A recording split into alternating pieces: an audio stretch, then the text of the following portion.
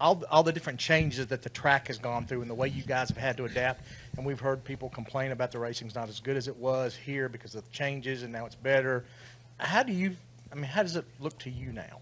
Is it as fun? Yeah, I mean, the problem with that is it's you know, pretty much in everything in life, but especially in this business, it's impossible to make everybody happy. So what you think is a great race might not be the same as what he thinks is a great race, which might not be the same as what I think is a great race. So, you know, people can argue that all day long. I mean, it used to be a 100% one groove track, and yeah, some cars would move each other before they switched the styles of the cars, and then it was hard to even move somebody. So I think that as much as I love the old track and didn't want it ever changed, I think that the changes they made and reconfigured it certainly gave you more options. It made the racing, in my opinion, better because you could look for different grooves and you could get alongside somebody and hopefully pass someone where that was tough to do before.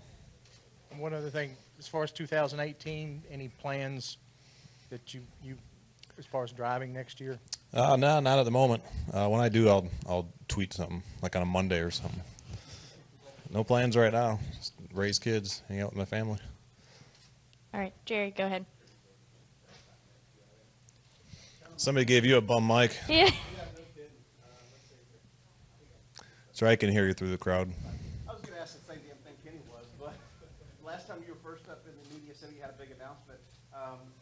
Obviously, you say you don't have anything right now. How is that transition? Are you talking to people at all, or are you at least looking? Yeah, I mean, I'll let you know when I know something, but I mean, to be honest with you, I'm not worried about it even really 1% anymore, to be honest with you. So I'm just not concerned about it. It's not on a, you know, I'm really concerned about 2017, and that's the truth. I mean, we got, I don't know, 13 races or something left, 3 to try to get into, I think 3 to try to get into the playoffs. We're not in there yet. Kind of got ran over at the end of the race last week by the 24, trying to race him and won at least for points. You know, try to get a cushion. You know, if we don't get a win, but hopefully we get a win, get in the playoffs, and try to race for a championship. That's our goal every year, and really that's what I'm concentrating on at this time. Have owners been visiting you or anything like that? Say what? When I got something to tell you, I'll let you know. I just don't have anything about next year to really talk about at the moment. All right, Mike, go ahead. Oh, here it comes, Mike, right behind you. He's going to bring you the same mic. Mike Embry, USA Today. Looking for a win, you seem to be a guy that doesn't really change how he operates a lot. But if you're top 3, top 5 here with 5 laps to go, do you race a little differently knowing that you sort of need that win, more aggressive or more bumpers or whatever? You know, I've never been in a race I didn't want to win. I've never been in a race where I didn't feel like I needed to win. I don't know that it really changes. You know, ever since Daytona, we've been trying to win and know that we, quote unquote, needed that win. So to me, it doesn't really change. You're gonna race as hard as you can and try to get that win anytime you can. It's really hard to win races at this level. I've been doing it a long time. Really haven't won that many races compared to how many I've started. So I realize how hard it is to win, and you always try to take advantage of those opportunities if you have them. Your wins here have come in a lot of different circumstances, track surfaces, configurations, all that. Any one particular harder or easier than the others over the years, and is it harder to win now the way the track's set up? Yeah, I mean, I've never had an easy one. You know, probably the first one we won here was probably, I don't want to say the easiest, but we probably had the best car. We're on a pole, and we led a lot of laps, and unless it messed up, it's probably going to be hard to beat us. But other than that, you know, none of them are ever easy.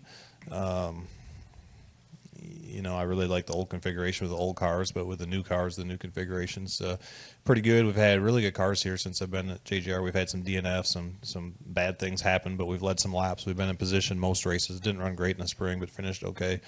You know, so hopefully we can get our car to run like it typically does here, and if we can do that, we're usually a contender more so than not. Any final questions for Matt? All right. Oh, one final question from Kenny. You're talking about the different cars and the way they've changed and stuff. I know when we talk to drivers about like 1.5 mile tracks and everything, when they go back to them for the second time, they're like, if we brought what we had back like to Michigan or to Kansas or wherever, we wouldn't be in the ballpark. With short tracks with like Martinsville and Bristol, is it the same thing there? I mean, has the car evolved so much since you were here in the spring, or are the short tracks more of, you could probably get by with that? I think you're always making your cars better. Even if the rules don't change, I think that, you're always, refining your setups and your cars and how everything runs. So, I mean, I feel like, especially with we do things at JGR, I don't think that you come back here, in August is the same thing you had in April or May, whenever it was when we were here. I don't think that would probably run as good. So you're always making improvements. If you're not, you're getting behind in a big hurry. All right, Matt. We Thanks, appreciate your guys. time this morning and wish you best of luck this weekend.